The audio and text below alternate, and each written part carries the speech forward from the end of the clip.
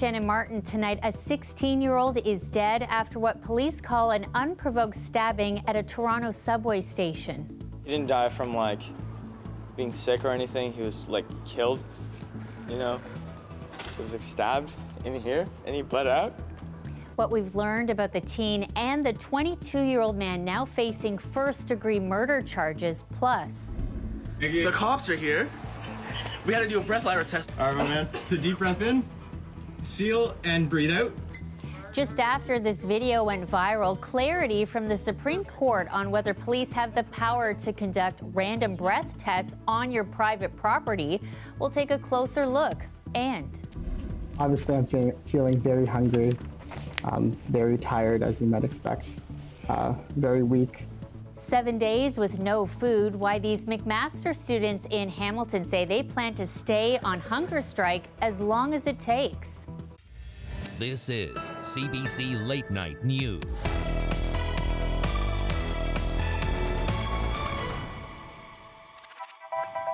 You're looking live at Keele subway station tonight in Toronto. A small memorial is growing in honor of a 16-year-old boy who police say was stabbed to death last night in an unprovoked attack. A 22-year-old man is now facing first-degree murder charges.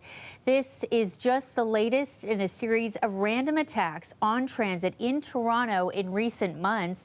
Lisa Shing has more from police and riders who are increasingly concerned for their safety. This was from his birthday. A growing memorial for a young life lost. It's so funny. He was such a funny, sweet guy. Out of everyone in the friend group, he was really just... The latest victim of the violence plaguing Canada's largest transit system. He didn't die from being sick or anything. He was killed, you know. He was stabbed in here and he bled out. Toronto police say 16-year-old Gabriel Magaloish was sitting on a bench at this Toronto subway station Saturday evening when a man approached him unprovoked. Shortly after, Magaloish was stabbed. He was rushed to hospital but died not long after. They are not believed to have known each other. This is absolutely a cause for concern, and we're going to be evaluating each incident as it comes. Toronto Transit has seen growing violence over the past year, and not just stabbings. People have been pushed onto subway tracks, beaten, swarmed and assaulted. And in a shocking incident last summer, a woman died after being set on fire. This is at levels that we have never seen before. An uptick in violence has also been reported on transit systems in Vancouver, Saskatoon and Halifax. There is a sense of fear. There's a sense of unwillingness to continue working in the industry and the profession that we do every day, and rightfully so. In 2022, Edmonton police say violent crime on transit grew by more than 50%. In Toronto, it was up by almost the same rate. This is absolutely tragic. Toronto police had added more officers to patrol the transit system, but that program ended 2 weeks ago. Transit advocates say adding more cops isn't necessarily the answer. We need to be tackling things like the housing and mental health crisis. We need to be paying people more for their work. Well, Shannon, the TTC says safety is the top priority for both its staff and customers. As for Toronto Police, it's monitoring each of these incidents and adjusting its resources as needed. But no doubt this latest incident will put pressure on both to address the growing violence in the system. Shannon? Reporting for us from Keele Station. Well, in a statement, Deputy Mayor Jennifer McKelvey says her thoughts are with the boy's family and friends. She goes on to say the TTC has to be a safe place for all riders and transit workers. We can accept nothing less. Adding, I support the work the TTC, Toronto Police and city staff are doing to implement additional safety measures funded by Toronto City Councillor in the 2023 budget, including the hiring of 50 new special constables. Well, safety, no doubt, is top of mind for transit users tonight. And also, some riders are learning about cuts to service just as fares are set to go up. As Meg Roberts shows us, 39 routes are impacted, mostly buses, with wait times for some expected to stretch between 3 and 11 minutes. These passengers boarding the 35 Jane bus may now have to wait longer for service. It's one of the bus routes that's being adjusted by the TTC, according to its website. If I need to be somewhere on time, I'm probably never taking the TTC. I think I'm okay with a little bit of service cuts. Because you understand the fiscal constraints. Absolutely, absolutely. It's not easy for the next mayor. It's not going to be easy.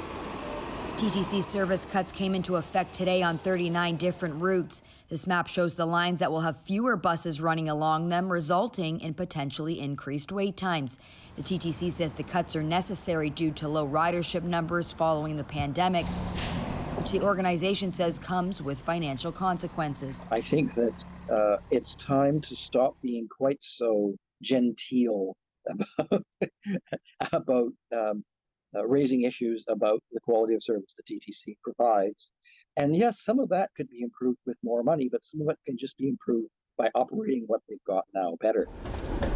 More money, though, the TTC is after the cost of a single adult fare going up by 10 cents, which comes into effect in 1 week. So how could you charge us more if we're receiving less service? It makes no sense at all. It's Toronto. I mean, like, you know, when you grow up here, you kind of just expect to pay more and get less over time. A new report from Toronto Metropolitan University says the cuts will likely have the greatest impact on the city's most marginalized neighborhoods. Torontonians are probably relying on transit more than ever, you know? It's difficult to afford rent, a place to live, let alone a car. I'm 22, I don't know when I'll be able to afford a car, but definitely not anytime soon. So I'll definitely need to rely on the TTC. Some riders feeling the TTC challenges are indicative of a larger issue. It's just even more of an incentive at the end of the day that, you know, maybe, you know, Toronto is not being that livable, convenient city that we once knew. Meg Roberts, CBC News, Toronto. You may have seen that TikTok video showing a young man in Barrie getting a knock on the door by police wanting him to take a breathalyzer. Well, it sparked all sorts of conversation, whether that's legal. Now, a Supreme Court ruling just this week is helping to shed some light. Here's Tyler Cheese. Imagine answering your front door to find a police officer demanding that you take a breath test to prove your sobriety. That's exactly what happened to this Barrie man last Saturday. The cops are here. We had to do a breathalyzer test because we received a traffic complaint from the OPP advising of a possible impairment. You're swerving in and out of lanes. Yep. So now I'm here to administer an alcohol screening device. So I pull my phone, I start recording him, and he demonstrates how to do the breathalyzer. All right, my man. So deep breath in, seal, and breathe out. Hard, hard, hard. Keep going, keep going, keep going, keep going, keep going. Perfect. And it's gonna think for a second, and it says 0.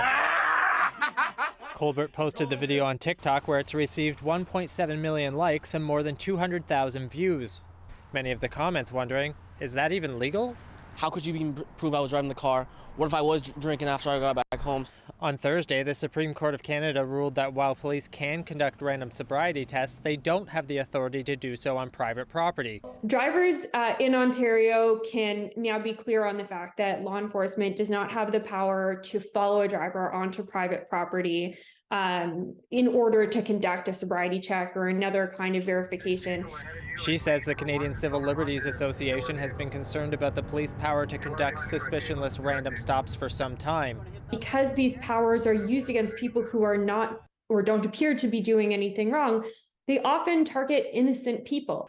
The Supreme Court did leave things open for the province to develop legislation to allow the random breath tests on private property, but it would almost certainly be unconstitutional if such a law were proposed, and the CCLA would be the first to oppose it. CBC Toronto reached out to Ontario's Solicitor General's office for a response to the ruling.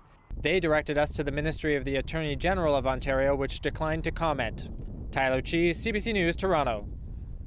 One person is in hospital in critical condition after an accident at a hotel in Etobicoke. First responders were called to the Residence Inn by Marriott near Pearson Airport just after 9 this morning. Officers found a hotel employee without vital signs and started CPR. The person was taken to hospital. There has not been an update on their condition since. The Ministry of Labour has been called in to investigate. 3 students at McMaster University in Hamilton are now on day 7 of no food. They're taking part in a hunger strike. They're upset at the university's decision to install 4 natural gas-powered generators. One of the students tells CBC how they're feeling 1 week in and what they hope to accomplish. Obviously, I'm feeling very hungry, very tired, as you might expect, very weak. We're drinking electrolyte solution, doing blood pressure tests, checking our vitals to make sure that we're staying healthy. But one of us yesterday, they almost tripped over a bag and they lost their sight for a few seconds. So it is getting to the point where it's becoming more scary, I guess. The goal is to obviously get them to decommission those generators and replace them with a better option. So faculty and the vice provost have suggested methods for energy conservation that would achieve what the university is going for, and other methods, battery methods, that could achieve the same effect. We want to prevent the $30 million that's going to be going into building these generators from being put towards them, and we want that to be put towards something that will actually be long-lasting and actually address the imminent danger of the climate crisis. We've gotten an outpouring of support from faculty, from students, from Environment Hamilton, Hamilton 350, all of these organizations. It turns out that the university said they would consult Dundas residents before constructing these generators, and that did not happen. So we've had Dundas residents showing up to support us as well. The response is very positive, and I think it really shows that the university did not consult any of these people, including us, before starting the construction of these generators. The one thing I would say is that, if the university wants to prove that it's the leader in sustainability that it claims to be, it needs to commit to divest. It needs to commit to divest by 2025. It needs to cancel these generators. Otherwise, I'd have to recommend that anyone who cares about attending or working or donating to an institution that values sustainability and student voices, that they not come here, and that they not donate here, and that they not work here. I think we're willing to do whatever is possible or whatever is necessary to meet, the continuing and increasing direness of the climate crisis. In a statement to CBC News, McMaster University says, we've had discussions with the students every day of the hunger strike and continue to ask them to stop putting their health at risk and find productive ways of joining in on the university conversations on these critical topics. The university goes on to say, we are on track to cut our total carbon emissions on campus by more than 40% by the end of 2024. That's equivalent to taking more than 5,000 gas-powered cars off the road.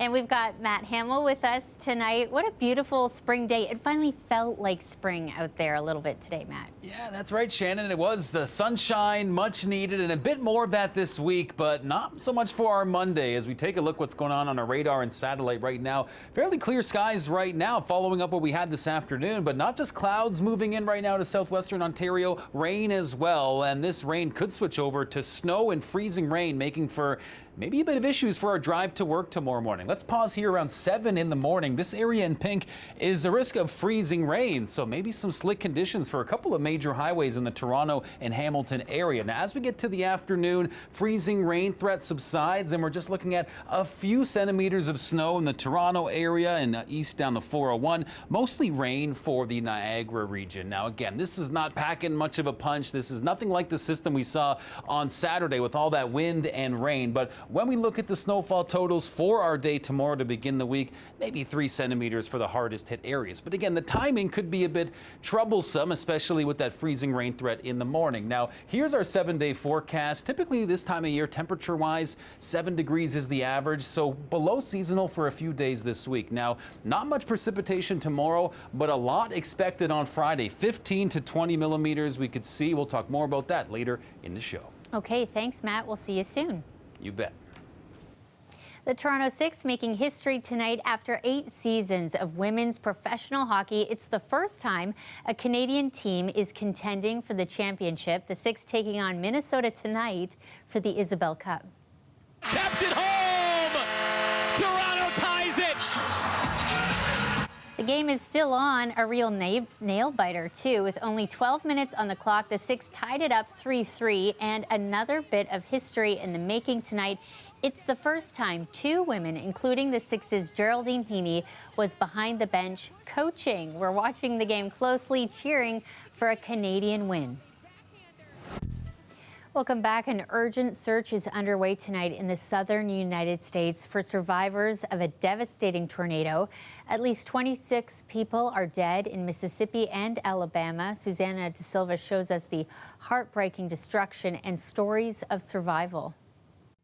Despite the devastation. Yes, I actually was born on this street here, a few houses down, and I grew up over here. LeBryant Knight knows exactly where everything was. Well, houses, this was a store, this was the neighborhood laundromat, this is where people paid their bills. Knight took shelter in his mom's room in their town of Rolling Fork with her, his nieces, and nephew as the storm hit around 8 p.m. Debris flying, hitting us in the face. I just covered them, grabbed them, and was hoping we didn't fly away. But as soon as I say that, 10 seconds later, everything was over.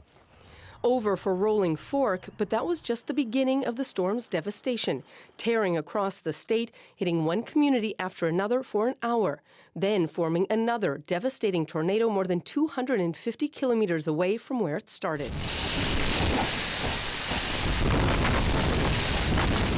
This was inside the Amory High School as the storm blasted above. Experts say a tornado lasting that long is exceedingly rare. It was some of the most frightening radar images I've seen. Each storm is unique, but on average, 10 minutes is the time it's on the ground. So this is unusual. The storm hit some of the state's poorest areas. If you're in the path, it's a danger. And if you don't have good housing, it's a real danger.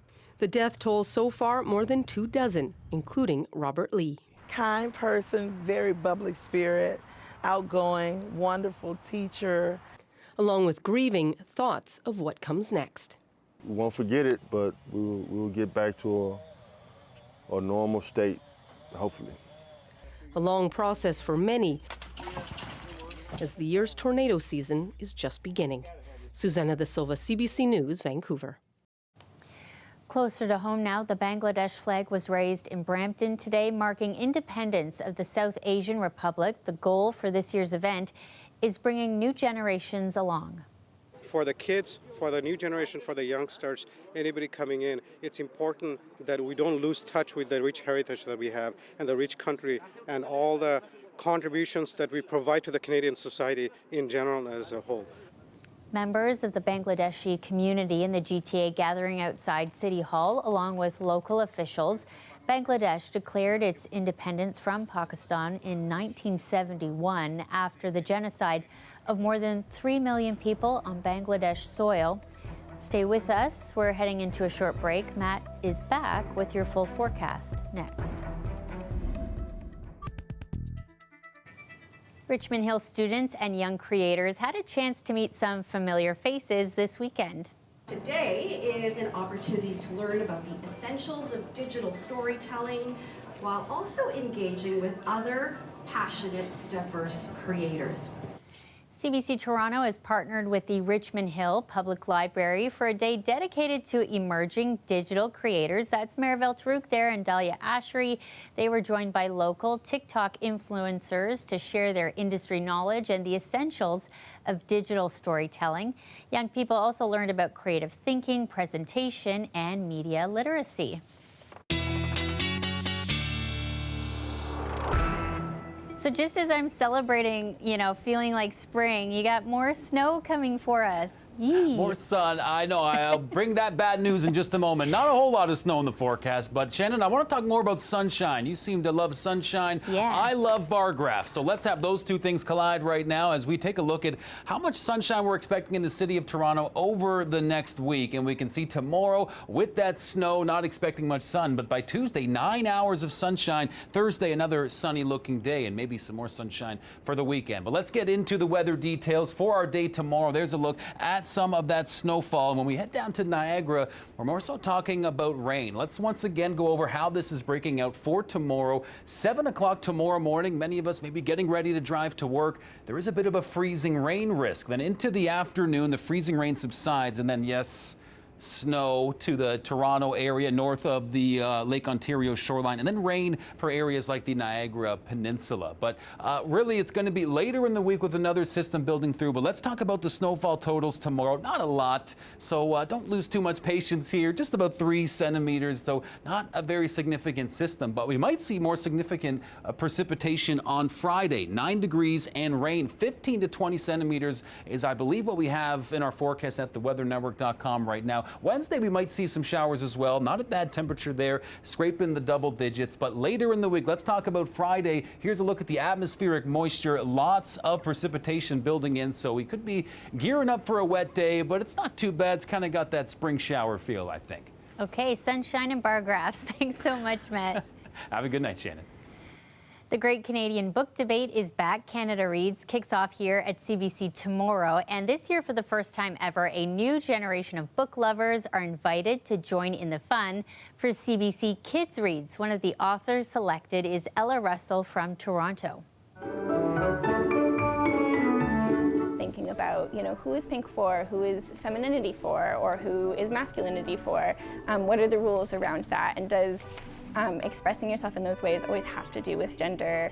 I think I have a lot of rules that I learned in childhood that I'm still unlearning now, and I wanted to sort of write the book for myself or for child Ella. Russell says they were inspired by their own childhood. Their book is one of 6 chosen for CBC Kids Reads. All of the books highlight inclusion, self-love, and kindness. To learn more about it, I got a chance to meet up with none other than Gary the Unicorn. I can't believe I'm standing here in Studio K with Gary the Unicorn. Thank you so much for having me. Oh, thank you. And I can't believe I'm standing right here beside my good friend Shannon Martin. It's very exciting. We're here because we have to hear all about CBC Kids Read. It's the first time you guys are doing this, right? Yeah, that's right. It's our very first year of CBC Kids Reads. So you and each of your friends here at CBC Kids are all representing a book. Can you tell us about your book? There are so many great books, and the one that I picked is called I Can Too by Karen Audio. I haven't read that one. I have to add it to my list. Definitely a career highlight, interviewing Gary the Unicorn. Oh my goodness, CBC Kids Reads and CBC Reads all kicks off tomorrow here at CBC. That's our show for you. Before we go, we want to take you back to Young Dundas Square, where the Sequan Festival wrapped up earlier today. The Indigenous Music and Culture Fest featured a number of performers. We hope you have a great week ahead, and we'll see you next weekend.